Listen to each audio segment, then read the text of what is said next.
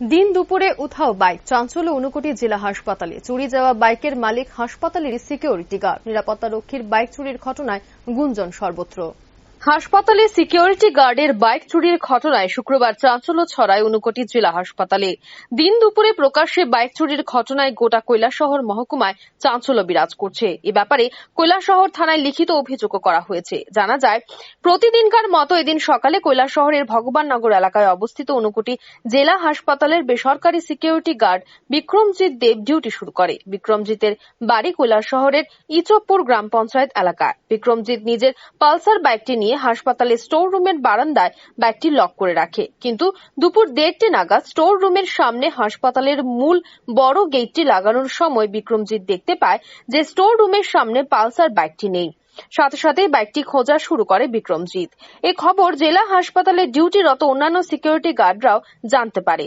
সকলে মিলে গোটা জেলা হাসপাতাল চত্বরে খোঁজাখুঁজি শুরু করেও বাইকের নাগাল পায়নি। আমার নাম বিক্রমজিৎ দেব, আমি এখানে সিকিউরিটি করি ডিস্ট্রিক্ট হাসপাতাল, ঊনকোটি ডিস্ট্রিক্ট হাসপাতালে।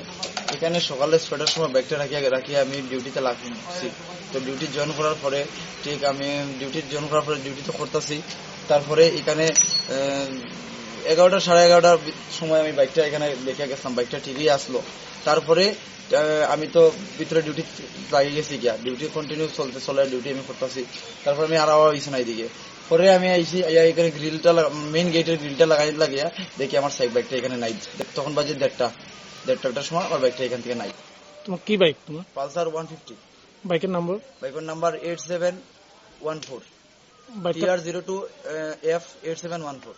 বাইকটা কবে কিনছিলে? বাইকটা কিনছিলাম আজ থেকে 6-7 মাস আগে। বাইকের ইন্স্যুরেন্স রেজিস্ট্রেশন সব আছে? বাইকের সব কাগজ ওকে আছে। এই বিষয়টা কি থানাতে কম জানার অভিযোগ? আমি অভিযোগ করে আইছি। থানা কি আইছে এখন পর্যন্ত? না, এখন আইছেন।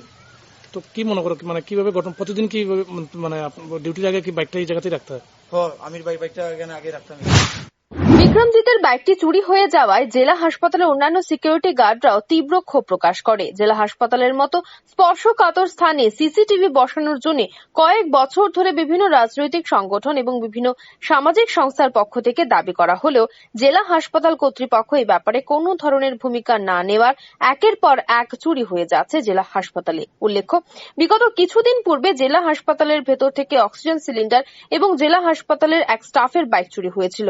এবার সিকিউরিটি গার্ডের বাইক চুরি হওয়ায় জেলা হাসপাতাল নিরাপত্তা নিয়ে বড়সড় প্রশ্ন উঠতে শুরু করেছে।